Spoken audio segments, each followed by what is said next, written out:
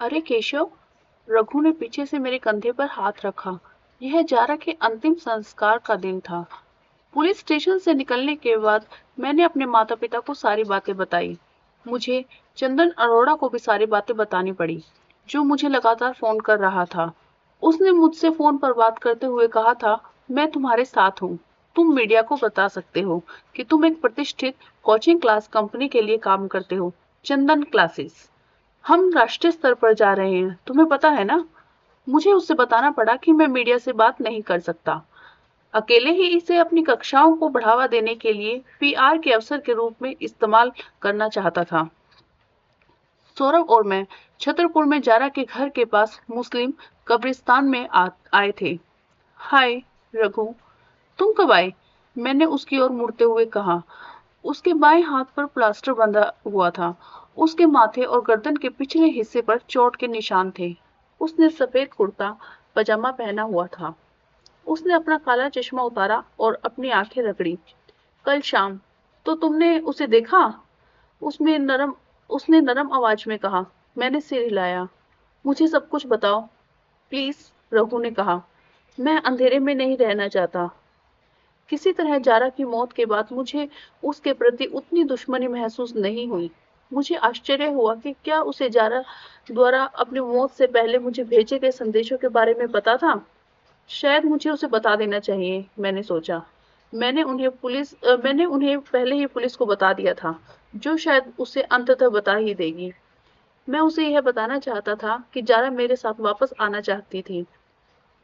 ऐसे उथले विचारों के लिए खुद को डांटते हुए मैंने उसे जारा की मौत की रात के बारे में जितना संभव हो सके उतना विस्तार में बताया। हालांकि मैंने उसके द्वारा भेजे गए संदेशों को कम करके बताया। हम फिर से जुड़ गए। मैं उसे शुभकामनाएं देने गया। बस इतना ही, मैंने कहानी खत्म करते हुए कहा। उसने अपनी निगाहें नीचे झुकाकर सर हिलाया। यह भयानक है, मैंने अजीब सी खामोशी में कहा। उसने अपने होंठ काटे और मेरी आंखों में बहुत देर तक देखता रहा। कोई शब्द नहीं, बस एक सीधी नजर। क्या उसने सोचा कि यह काम मैंने किया है? मैं उसके कमरे में गया क्योंकि मैंने फिर कहना शुरू किया। मुझे पता है, मैं कल रात पुलिस स्टेशन गया था। मुझे उसके साथ तुम्हारी चैट के बारे में पता चला। मैंने बचाव करते हुए कहा। उसने मुझे पहले मैसेज किया था। अब इससे क्या फर्क पड़ता है? उसने कहा। हमने उसे खो दिया, हमेशा के लिए, इस भगवान बुलाए शहर की वजह से। मैंने उसे बहुत ही पहले ही यहाँ से चले जाने को कह दिया था। मैंने नजर फेर ली। तभी जारा के पिता हमारे पास आए। वे रघु से अकेले में बात करना चाहते थे। वे और रघु मुझसे दूर चले गए। सौरभ और मैं कब्र पर गए।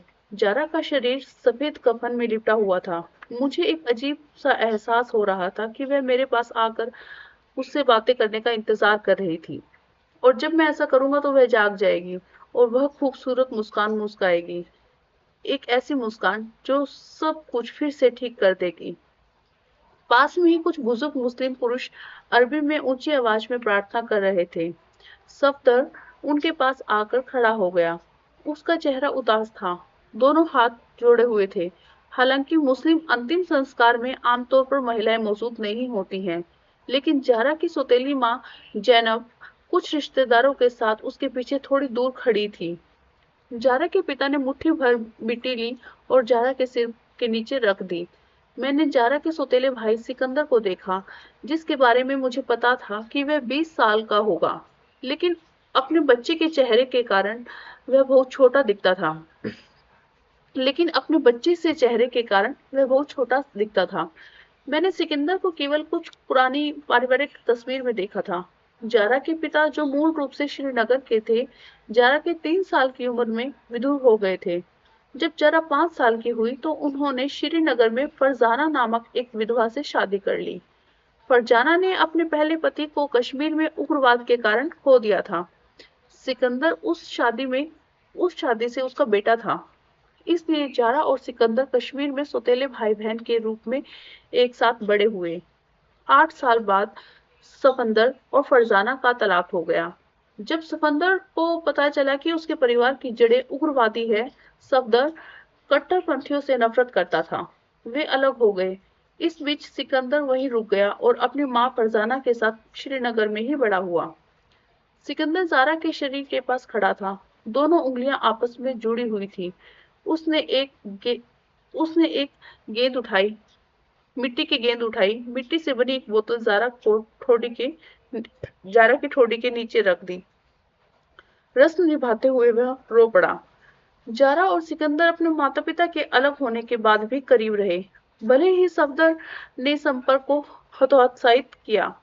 ज़ारा ने मुझे जो बताया, उसके अनुसार सिकंदर एक खराब छात्र था। वह उसकी पढ़ाई में मदद करती थी और सुनिश्चित करती थी कि वह अपनी परीक्षाएं पास करे।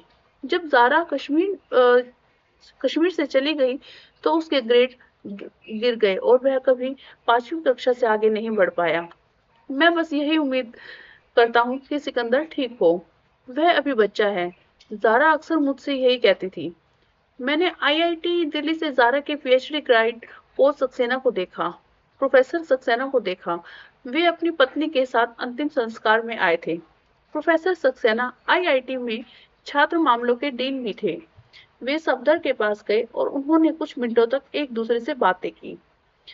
जैसे ही प्रोफेसर सक्सेना चले गए, ज़ारा के पिता ने रघु को बुलाया और उसे मुट्ठी भर मिट्टी थमा दी। जाहिर है कि केवल करीबी पुरुष रिश्तेदार ही यह अनुष्ठान करते हैं और मुझे लगता है कि सफदर रघु को परिवार का हिस्सा मानते थे। मौलवी ने अरबी आयतें पढ़ी और रघु ने ज़ारा के कंधों के नीचे मिट्टी रखी। रघु के प्रति मेरी नाराजगी फिर से जाग उठी। आखिर में उसे उसके साथ क्यों रहना पड़ा? मैं दूर से यह सब देख रहा था, एक धोखेबाज की तरह। कोई मुझे श्रद्धांजलि देने के लिए क्यों नहीं बुला रहा था? ज़ारा के पुरुष रिश्तेदारों ने जब उसके शव को कब्र में उतारा, तो मौलवी की दुआएं हवा में गूंज रही थी। मेरे आगे खड़े लोगों ने मेरा ध्यान अपनी ओर खींचा, इसलिए मुझे कोहनी से आगे की ओर जाना पड़ा। मैंने आखिरी बार उसके कान में फुसफुसाते हुए कहा, ज़ारा, हमारे लिए न लड़ने के लिए मुझे माफ कर दो। क्या भाई? सौरभ ने कहा, जब उसने मुझे बुदबुदाते हुए सुना।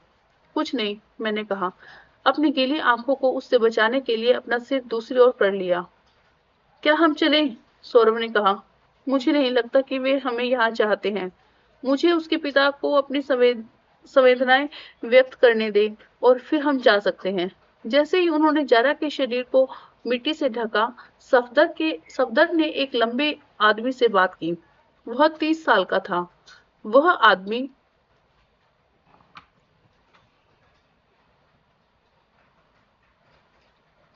अपनी पीठ सीधी करके खड़ा था और उसका चेहरा कश्मीरी सेब जैसे गालों वाला था। मैं उनके पास गया और विनम्रता से उनकी बातचीत खत्म होने का इंतजार करने लगा। सफदर ने कहा, फैज, एक बार फिर से शुक्रिया। तुम अपनी ड्यूटी छोड़कर इतनी दूर तक आए। क्या कह रहे हो चाचा? ये परिवार है। जो हुआ वो बहुत दुखद है, फैज ने कहा। सफदर ने सिर हिलाया और फैज को गले लगाया। उसके जाने से पहले तभी सफदर ने मुझे देखा। क्या तुम्हें यहाँ आना था? मैंने कहा, मैं बस अपनी संवेदना व्यक्त करना चाहता था। तुम वहां थे, उसके कमरे में, और जब तुम्हें सहानुभूति जताने की हिम्मत है। गजब। वह गुस्सा हो गया। अंकल, मैं आपकी बेटी से प्यार करता था। आप ऐसा कैसे सोच सकते हैं? उसने मुझे रोकने के लिए अपना हाथ बढ़ाया। मैंने तुमसे कहा था कि उसे अकेला छोड़ दो। तुमने ऐसा क्यों नहीं किया? मैं उससे प्रेम करता था अंकल। यही कारण है कि आपने अपने परिवार को उसे अपमानित करने दिया। मैं उन्हें नियंत्रित नहीं कर सकता। आपने भी हमारा साथ नहीं दिया चाचा। मैंने तुम्हें एक विकल्प दिया था, उन्होंने कहा, और मैं तुम्हें अब एक विकल्प दे रहा हूँ। क्या? Just leave. खुदा हाफिज। मैं दोपहर में अलवर पहुंच गया। मैंने इंस्पेक्टर राणा से एक दिन के लिए घर जाने की अनुमति ली थी। मैं चाहता था कि मेरे माता-पिता मेरे आसपास हो, नहीं तो मैं भावनात्मक रूप से टूट जाऊंगा। मेरी माँ ने मेरे दर्द को समझा और मेरे लिए सभी पसंदीदा राजस्थानी व्यंजन बनाए। गट्टे की सब्जी और देसी घी से बने गरम फुलके के साथ मैंने दोपहर की खबरें देखी। Breaking news. आईआईटी दिल्ली की छात्रा की हत्या के आरोप में चौकीदार गिरफ्तार। एंकर अरिजीत ने दी जानकारी। हिमाद्री हॉस्टल के चौकीदार लक्ष्मण रेड्डी को आईआईटी दिल्ली में कश्मीरी पीएचडी छात्रा जारा लॉन की हत्या के रूप में गिरफ्तार कर लिया गया है। वीडियो में लक्ष्मण को पुलिस वैन में ले जाते हुए दिखाया गया। अरिजीत ने आगे कहा, सूत्रों का कहना है कि लक्ष्मण रेड्डी अक्सर हिमाद्री हॉस्टल के बगीचे में बाहर बैठी लड़कियों को घूरता था और उन्हें असहज महसूस कराता था। वास्तव में लगभग 1 महीने पहले उसने एक छात्रा का अपस्कर्ट वीडियो शूट करने की कोशिश की थी जब वह अपनी स्कूटी पर बैठी थी। जारा लॉन ने लक्ष्मण का सामना किया और उनके बीच बहस हुई। उस समय जारा लॉन ने लक्ष्मण को सबके सामने थप्पड़ मारा था। मेरी माँ और फुलके लेकर लिविंग रूम में चली गई। उन्होंने रिमोट उठाया और टीवी बंद कर दिया। उन्होंने कहा, तुम इस मामले से दूर रहने के लिए यहाँ आए हो। माँ, तुम यह क्या कर रही हो? मैंने कहा। मैंने रिमोट उसके हाथ से खींच लिया और वो नई जानकारी दे रहे हैं। वह मर चुकी है। वे जो भी जानकारी देते हैं, वह मुस्लिम लड़की वापस नहीं आएगी। भगवान का शुक्र है। मैंने चिल्लाकर कहा, माँ बस करो। 1 हफ्ते से भी कम समय पहले उसकी मृत्यु हुई है। जब वह जीवित थी तब उसने बहुत परेशानियां पैदा की। अब जब वह चली गई है तो कृपया उसे अपने ऊपर हावी मत होने दो। बस माँ बस, मैंने कहा। मैंने उनके हाथ की प्लेट से फुल्का लिया। नौकरी की तलाश का क्या हुआ? मैं कोशिश कर रहा हूँ माँ। इंटरव्यू हुए हैं, देखते हैं। मुझे देखने की जरूरत नहीं थी। उन्होंने मुझे पहले ही अस्वीकार कर दिया था। जब मेरी माँ गुस्से में कमरे के बाहर चली गई तो मैंने फिर से टीवी चालू किया। अरिजीत एक रिपोर्टर से बात कर रहे थे। तो हम और क्या सुन रहे हैं? अरिजीत ने पूछा। रिपोर्टर ने अपने माइक में पूछा। हम हौज खास पुलिस स्टेशन में हैं। लक्ष्मण रेड्डी अब पुलिस हिरासत में है। दिल्ली पुलिस का दावा है कि उन्होंने रिकॉर्ड समय में मामले को सुलझा लिया है। उनके पास चौकीदार को दोषी ठहराने के लिए पर्याप्त सबूत भी हैं। वास्तव में सहायक आयुक्त ने कहा कि अब समय आ गया है कि मीडिया यह स्वीकार करें कि दिल्ली पुलिस के साथ कठोर न्याय करके वे गलत थे, जिसने वास्तव में इस मामले को शानदार काम किया है। खैर, आत्म प्रशंसा से इतर दिल्ली पुलिस को कैसे पता कि यह चौकीदार ही है? अरिजीत ने कहा।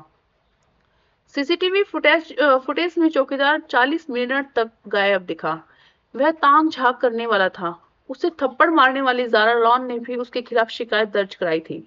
पुलिस ने बताया कि लक्ष्मण रेड्डी तेलंगाना के हैदराबाद से 2 घंटे की दूरी पर स्थित एक गांव से आते हैं। कुछ दिन पहले हैदराबाद में रहने वाले जारा लॉन के मंगेतर और इंटरनेट उद्यमी रघु वेंकटेश पर स्थानीय गुंडों ने हिंसक हमला भी किया था। इस घटना का संबंध लक्ष्मण से भी हो सकता है। श्री रघु की जान बच गई, लेकिन उन्हें गंभीर चोटें आई हैं और उन्हें अपोलो अस्पताल में भर्ती कराया गया। अरिजीत, अब मैं आपके पास वापस आता हूँ। कैमरा अरिजीत की ओर चला गया, जो अपनी खिड़की के बगल में 7 अन्य खिड़कियों में एक एक पैनलिस्ट के साथ बैठा था। अरिजीत ने बहस शुरू करने के लिए आरंभिक टिप्पणी की। तो हम यहाँ हैं, एक सीरियल स्टॉकर और वायर का मामला, जिसे आईआईटी जैसे प्रतिष्ठित संस्थान में चौकीदार बने रहने की अनुमति दी गई। आज हमारे पैनल में हम चर्चा करते हैं, क्या आईआईटी अधिकारियों को एक चौकीदार के खिलाफ शिकायत पर हफ्तों तक कार्रवाई न करने की जिम्मेदारी नहीं लेनी चाहिए? क्या आईआईटी ने जारा लॉन को मार डाला? कुछ पैनलिस्ट तुरंत बोलने लगे, एक दूसरे के बीच में ही रोकते हुए। मैं एक वाक्य भी नहीं समझ पाया और तेज आवाज मेरे कानों को चोट पहुंचा रही थी। मैंने रिमोट उठाया और टीवी बंद कर दिया, जिससे कमरे में शांति बहाल हो गई। भगवान का शुक्र है कि तुमने वह सब्जी मंडी वाली बहस बंद कर दी, माँ ने रसोई से कहा। मैं 1 घंटे तक बिस्तर पर करवटें बदलता रहा। मुझे नींद नहीं आ रही थी, लेकिन मैं जारा के बारे में नहीं सोच रहा था और न ही रो रहा था, जैसा कि मैं हर रात करता था। आज रात मेरा दिमाग किसी और चीज पर था। क्या लक्ष्मण रेड्डी ने वास्तव में जारा को मारा था? यह सवाल मेरे दिमाग में गूंजता रहा। हाँ, उसका कोई मकसद तो था ही। जारा ने उसे सबके सामने थप्पड़ जो मारा था, प्रकृतिजन्य सबूत भी थे। उस रात वह अपनी सीट से उठ गया था। उसने ऐसा किया भी हो सकता है, और फिर भी कुछ ठीक नहीं लग रहा था। मैं कारण नहीं बता सकता, लेकिन मेरे अंदर एक अजीब सी भावना थी, जब दिल्ली पुलिस ने जीत की घोषणा की और मीडिया ने सुरक्षा पर चर्चा करने के लिए शोरगुल मचाया तो कुछ ठीक नहीं लगा। मैंने सौरभ को फोन किया। सो रहे हो? मैंने कहा जैसे ही उसने फोन उठाया। नहीं भाई, वीडियो देख रहा हूँ। किस तरह की वीडियो? मैंने कहा और मुस्कुरा दिया। चुप रहो भाई, यूट्यूब देख रहा हूँ। हाँ ठीक है। चंदन की क्लास कैसी चल रही है? हमेशा की तरह परेशान। गुटखा वाले ने तुम्हारे बारे में पूछा था। कल वापस आऊंगा तुम्हारे दुख में शामिल होने के लिए। अपना समय लो, मैं इसे यहाँ संभाल लूंगा। क्या तुम ठीक महसूस कर रहे हो? ठीक होना अभी काफी दूर है। आज 3 घंटे से भी कम रोया तो सुधार है। मैं ठीक हो जाऊंगा। आशा है ऐसा ही होगा, लेकिन मेरे दिमाग में कुछ और भी चल रहा है। क्या? तुमने समाचार देखा? लक्ष्मण रेड्डी को गिरफ्तार कर लिया गया। यह बदमाश आईआईटी की लड़कियों के अपस्कर्ट वीडियो बनाता था। अपस्कर्ट क्या होता है भाई? अगर कोई लड़की स्कर्ट पहन रही है तो उस स्कर्ट के नीचे का वीडियो लेने की कोशिश करना, यह इतना घटिया और बेवकूफी भरा है। मुझे पता है। खुशी है उन्होंने उसे पकड़ लिया।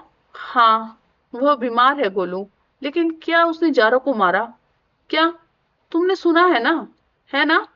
अपनी पोस्ट से गायब। जारा उसे थप्पड़ मार रही है। हाँ, लेकिन मैंने झिझकते हुए कहा, मुझे नहीं पता, कुछ ठीक नहीं लग रहा। तुम बस परेशान हो भाई, अभी सदमे में हो। मेरा सुझाव है कि तुम घर पर कुछ और समय बिताओ और कृपया टीवी देखना बंद करो।